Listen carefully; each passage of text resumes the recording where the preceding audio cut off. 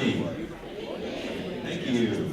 I'm Robin Dorff, and I am the Dean of the College of Humanities and Social Sciences here at Kennesaw State University, and it is my great pleasure to welcome you here this evening.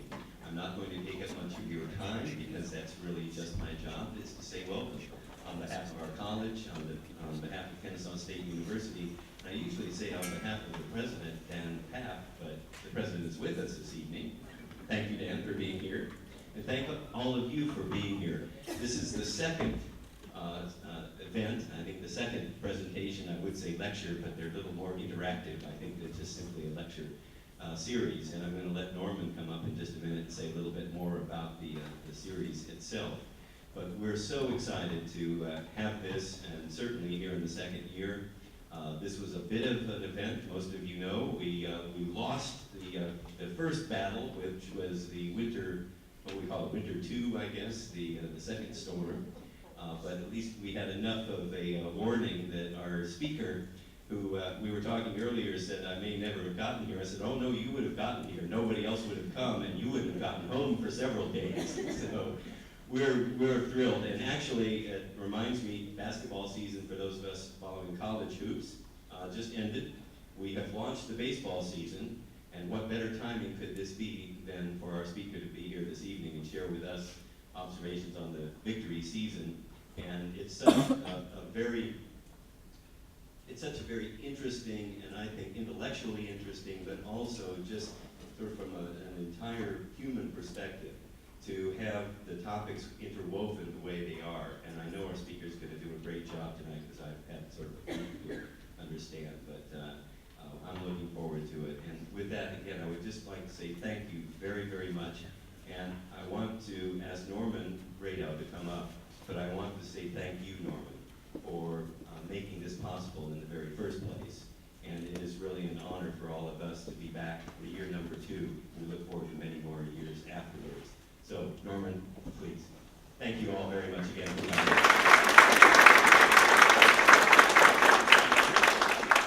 Thank you. Is this on? All right. Thank you, Robert, and I really appreciate it. I'm looking forward, Robert, to your talk in just a few minutes. I want to thank Dr. Papp for coming, also Michael Coles, former chairman of the University Foundation. This is a very special event for us because I was looking for something that really connected my parents, who did so much for me and so much for everyone who touched them, and the university that gave me such an opportunity to become part of something so special. So when I retired as chairman of Kennesaw State University's Board of College Foundation, I thought, what better way than to marry the wonderful things my parents taught me and the fantastic things this university gave to me as well. And I was a history major, and with all the money that we went out and raised for the university, no one wanted to give to history. So everyone wanted to give to business and to accounting and to sciences. And so I wanted also to do something for the social sciences because they too have such meaning to me. So I'm really appreciative that you both come, and I hope we can increase the frequency of these lectures and make this really become part of something very special for Kennesaw State University. With that, who am I introducing? Before I give it over to Catherine, one final thing, we're having a reception in honor of Robert and this lecture series at Charlie Lodge right after.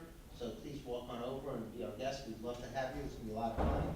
I think baseball is the theme of the reception, so I know you'll enjoy it and have a good time. Thank you very much. We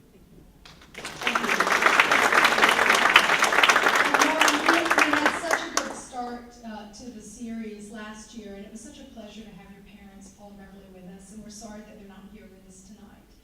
But we are taping it for them, so we'll be sending them a copy and make sure we get a chance to follow up. I'm Dr. Kathleen Lewis, the Executive Director of Museums, Archives, and Rare Books, and also the Director of the Museum of History and Holocaust Education. And when Norman came up with this idea of doing a Jewish Life in the South series, we were thrilled, because I know Tom Scott. Tom, I know you're in here. I saw you earlier. Tom Scott had that idea years ago, and we ran a series. We let it lapse for a while, and Norman coming back with the idea of honoring your parents and honoring this topic. So starting last year, I think we just had a great beginning. We're sorry we got snowed out. I know that makes it really difficult to reschedule an event, and certainly at this time of year it's hard on students because they're close to the end of the semester. But we are really excited. Rob's been very sweet. Rob's not a native Atlantan, but lives in Decatur, so he didn't have far to go. And he's done 2 books on baseball, and you're going to find he knows a great deal about this topic. We talked sports earlier today. I'm a golf historian as well as working on the Holocaust, so we compared some notes. But he's done a number of projects, including The House That Ruth Built, which is a book that became a Wall Street Journal bestseller. So really quite an extraordinary scholar of this period, but also a great speaker. And I know that several of us saw him at the Decatur Book Festival speak, and really wanted to make sure that we invited him. So that book was reprinted, and it was a finalist for the KSU Award for the best book on baseball. Now he contributes to the New York Times. You're going to see his work there, USA Today, ESPN, but he is also a television producer. So carries and juggles a lot of balls. Has 2 children, a 4-year-old and a 6-year-old. So we were comparing notes again, and he wanted me to remind you that he was bar mitzvahed in New York, just in case, but has come to Atlanta, made it home, and survived the snowstorm, but got buried by the pollen. So we've got a couple cough drops in my purse for you, Rob, as you're speaking, but we are so glad to have you. And Dean Dorff, thank you for such a nice welcome. Dan, of course, Dr. Pack, thank you for being here with us, and thank you to all of our supporters and students for this wonderful opportunity. So Rob's going to speak. We'll have a time for Q&A, and then we'll walk up to the Jolly Lodge for a lovely baseball-themed reception. Rob.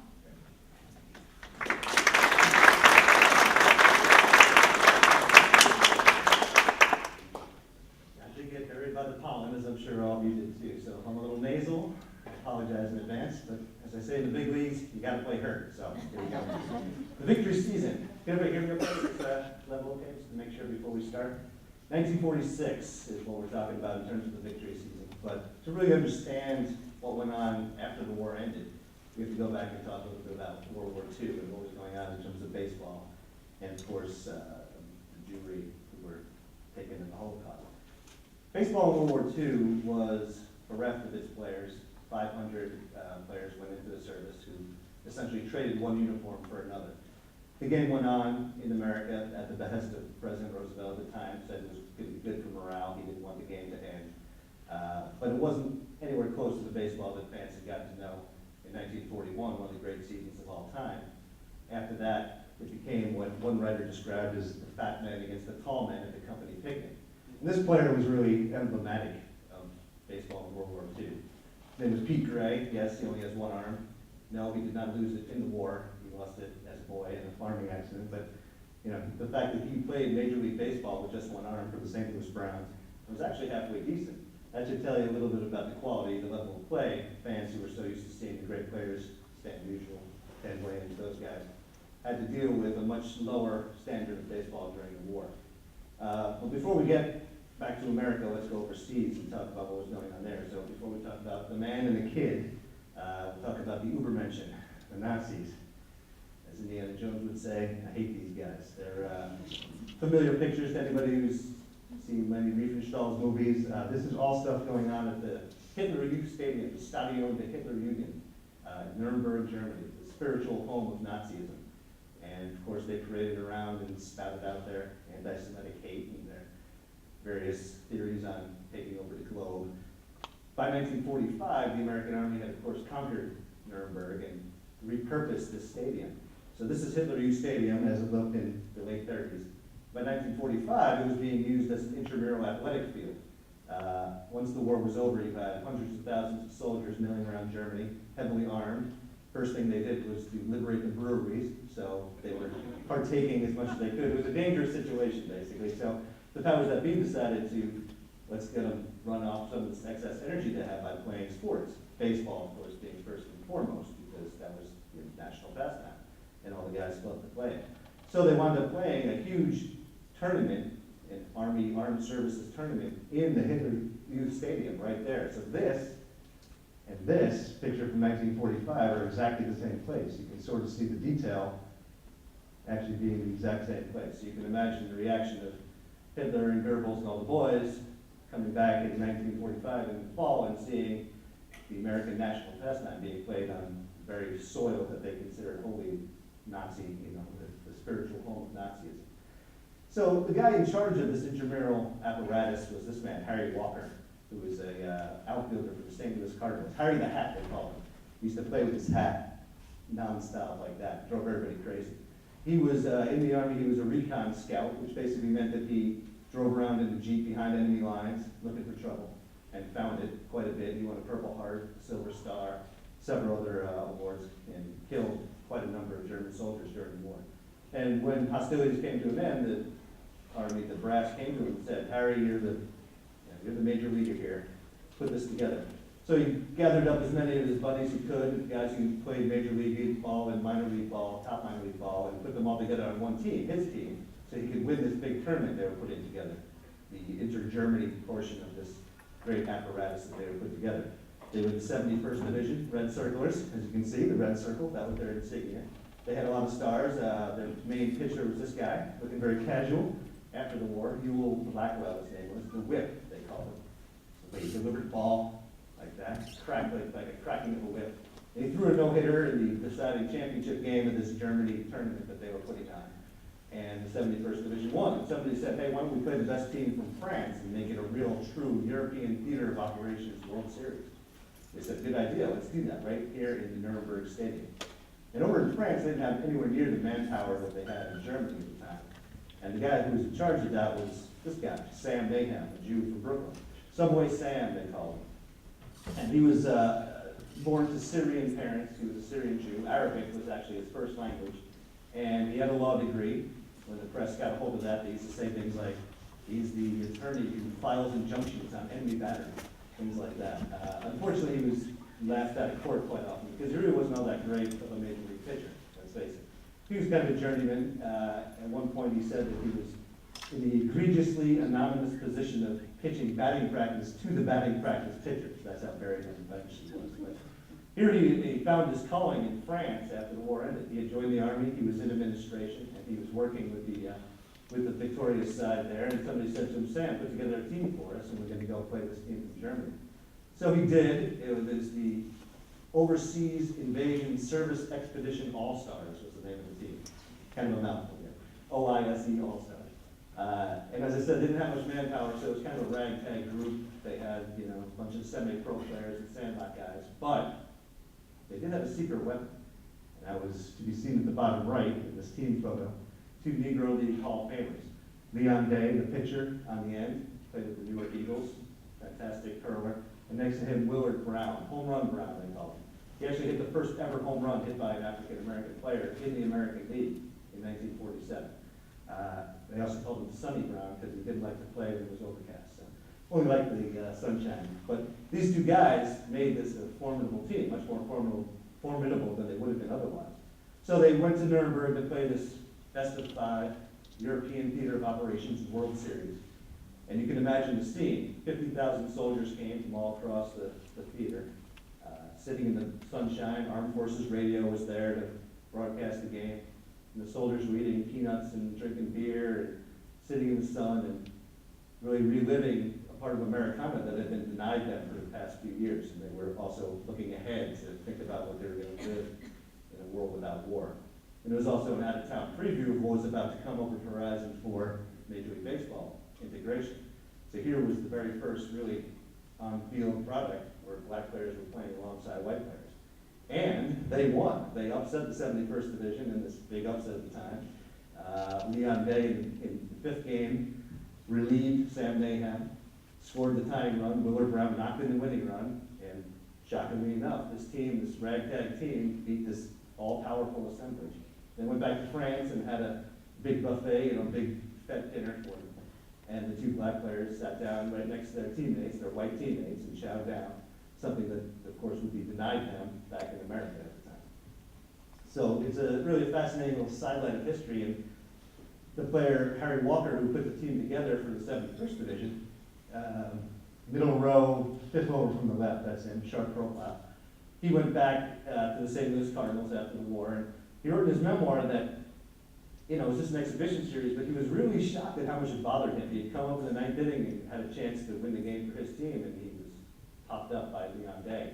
And it ate at him, and went farther into him than he ever thought it would. He ate for a chance of redemption, little dreaming that he would have that chance in just under a year in the real World Series in America.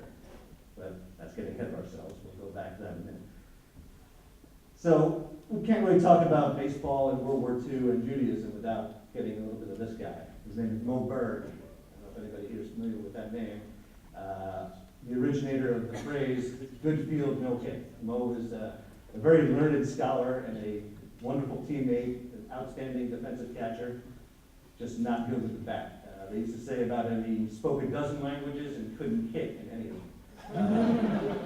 He had a fascinating career aside from baseball. He was actually an intelligence agent dating back to the mid-30s. He was a good enough player and a popular enough guy to be put on traveling all-star teams that went to Japan to play in the mid-30s, alongside the likes of Babe Ruth and Lou Gehrig. And they said to Mo, listen, while you're over there, can you do us a favor? This is the Army talking.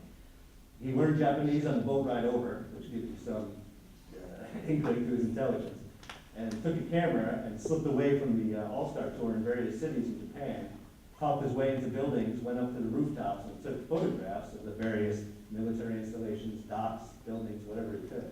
And then he passed them back to the Army, who then used it for targeting in World War II. Their bombing missions were based in large part on Mo Berg's photographs. He went back to baseball and played, and as the war in Europe was raging and America was still at peace, it really aided him. He felt it much more keenly than a lot of other players did. He used to say, you know, the Germans are marching on Czechoslovakia, and I'm sitting in the bullpen telling jokes to the pitchers. It's ridiculous. So he was actually somewhat relieved that the U.S. got involved in World War II, and then he went back into the intelligence operation and worked with the OSS, which was the forerunner to the CIA, as you know it, and had several missions that are very murky. There's a lot of rumors that fly around about him. Nobody knows exactly the truth. One thing he apparently definitely did do, though, is to go to Austria during the war and listen to a lecture by the great German physicist Werner Heisenberg, who not just on Breaking Bad, he was a real person, Heisenberg. And he was supposed, his mission was to listen to the lecture, determine whether or not the Germans were close enough to an atomic bomb, that they were ahead of the Americans. And if he determined that they were close enough, he was to assassinate Heisenberg. That was his mission. Well, he went there and he listened and he decided that actually the Allies are ahead. No need to kill this man. And disappeared into the night, basically.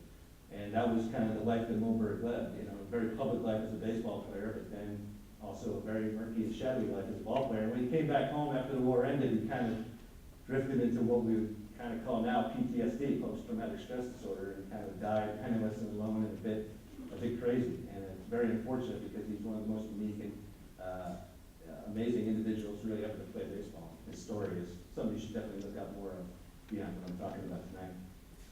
So 1946, what do we think of when we think of the war ending? The 50,000-foot view, you know, the Pax Americana, America, you know, peace in our time, peace and prosperity, America bestriding the earth. All that is true. It was a great time in the years after the war, but the immediate 18 months right after the war ended was not the case. The military, President Truman had wanted to bring back the soldiers kind of piecemeal, slowly, leave a huge force in Europe, just in case the Russians were going to make trouble, which of course they did, as it turned out. But Americans wanted their husbands and brothers and sons back as soon as possible. Truman could not leave them overseas for any longer than it took to sign the peace agreement. So they all came back en masse, millions of soldiers all at once, and that led to tremendous shortages of just about everything, including housing, transportation, basic goods. There was a huge black market that opened up in the country where you had to buy, $5 candy bar alongside to get a penny candy, that kind of thing. And it was really a very difficult time for about a year right after the war ended. And one of the only things that really everybody had to kind of make their lives better at the end of the day, in that first little interregnum after the war ended, was baseball. And that's a big part of that. That's a big reason why the major leagues and most minor league teams set attendance records in 1946. They were so glad to have baseball back, and were sort of really upset with the fact that their lives were still kind of crappy at the end of the day, even after this long war should be celebrated. baseball really took on an outsized role immediately after the war ended. Also, there was a huge amount of labor strife. Just about everybody was affected by it in one way or another.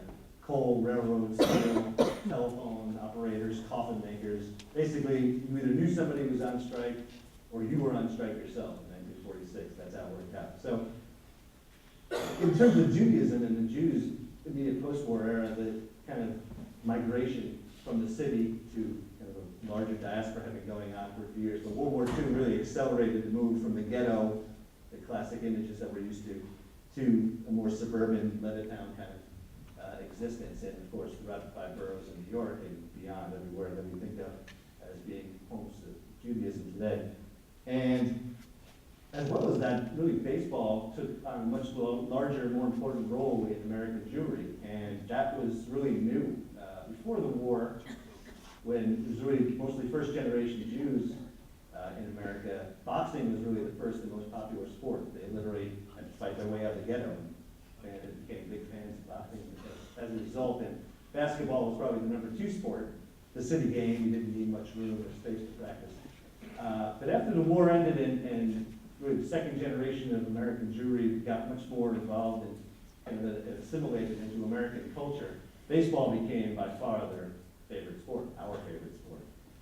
It appealed on many levels, historically, strategically, intellectually, statistically, and also the fact that it was the national pastime. It was America's game, and for the first time, Jews were much more of America and felt that way. And there was more of a professional feeling to their the cast, and it really was an unusual and the first kind of wave of American Jewry to embrace baseball in large part because also you had New York City and 3 great teams in New York, and when we talk about the golden age of baseball, there's really an addendum to that. It's the golden age of baseball in New York, and that helped a lot. So when you have a guy like this guy, Sandy Koufax, growing up in Brooklyn in the late 40s, he didn't have to imagine what it would be like to be a professional player. It was all around him. Brooklyn had their team, the Manhattan had their team, the Bronx had its team. And really, baseball suffused New York and the general greater New York area, and that was in large part where the golden age stemmed from. And it's always good to have a picture of Sandy up there, so that's when I'm up there, the greatest Jewish player of all time. There were some other great players, though, and they all came back from service in 1946, and that was a big reason why the sport was so popular. And this is one of them, Ted Williams, of course. He was a pilot for the Navy. He would actually go on to the Marines and fly combat during the Korean War. In World War II, he didn't actually see combat. He was such a good pilot that he was training other pilots. That's what he did in Florida mostly. He was going to fly in combat had there been an invasion of Japan. Fortunately, there was no invasion of Japan, so Ted got off the hook. He shared something with Joe DiMaggio, several things with Joe DiMaggio, seen here in one of his rare actual military stances at the far left. Joe joined the Army, and like Ted, they suffered big PR nightmares in 1942. They hadn't joined up right away, right after Pearl Harbor, as several other baseball players did, and most sports stars. And they kept playing in 42, and everywhere they went during that season, they were booed and called names, and they really took a real hit, publicity-wise. And so at the end of 42, they did the right thing and joined the services. And Joe really had to be twisted his arm to get in there. This is that's as happy as he got, basically, in the Army. He bellyached his way throughout the war. He had ulcers pretty much the whole time, mostly from tabulating how much money he was losing by being in the Army instead of playing for the Yankees. Both of them didn't have any kind of, they wound up playing ball and they had decent time, they didn't see combat. But when they came back from the Army and went into baseball in 1946, went for spring training, both of them seemed to have much more positive and mature attitudes, at least that's how it was discerned by the press. And they were smiley and giving out autographs left and right, and talking to their teammates and the press. And that was kind of unheard of, especially for Joe and Ted, who were kind of irascible guys. And it was, the press took note and said, the war has changed both these men. It's the new Joe and the new Ted. Finally, at last. It took a world war to make these guys, kind of human. Unfortunately, that only lasted until the first time they started to slump. Joe D got hurt sliding into third base in the game and had to miss 6 weeks, and they reverted right back to the same old Joe and the same old Ted right after that, unfortunately. But for a brief moment, you saw kind of a new flowering maturity in both those guys. In direct opposite, in terms of personality, to both those guys was Stan Musial on the right, the great St. Louis Cardinals player. He was, you know, a lovely guy, hail fellow, well met, everybody liked him. He, as you can see, was in the Navy in 1945. He had a pretty cushy gig himself. He basically drove a water taxi at Pearl Harbor. So he would shuttle guys out to their battleship or whatever, and then wave goodbye as they sailed off into combat. Shuttle on back, hit a couple home runs over at base game, have a nice steak dinner and go to sleep. It was a pretty easy war for Stan. When he came home, though, he fell foul of the transportation difficulties that we were talking about earlier. He got mustered out of the Army in Washington, and before spring training, he wanted to go home to Pennsylvania, to Nora, Pennsylvania, where he was from. But he couldn't get a ride there to save his life. He couldn't get on a bus or a train. There was no room even for the great Stan Musial. So he hitchhiked all the way home, sticking out his leg, basically, and hoping guys would pick him up on the way. Finally, somebody recognized him and took him home, and then he had to hitchhike halfway down to St. Petersburg, Florida, for spring training as well. So you can imagine one of the game's great stars hitchhiking along the side of the road, but that's what it came to. The transportation shortage was that acute in 1946. Then there's the probably the greatest Jewish baseball star of the first half century, Hank Greenberg, looking very militaristic there, looking very studly, as he is wont to do. Hank, of course, was a great player for the Detroit Tigers, and he'd actually joined the military before Pearl Harbor and already been mustered out and came back to Detroit. And then Pearl Harbor happened, and he went right back into the service. And he basically said, my country needs me, we're in a bad state, and I can't play baseball, I can't concentrate on the game, I'm going to go and join up and do what I can.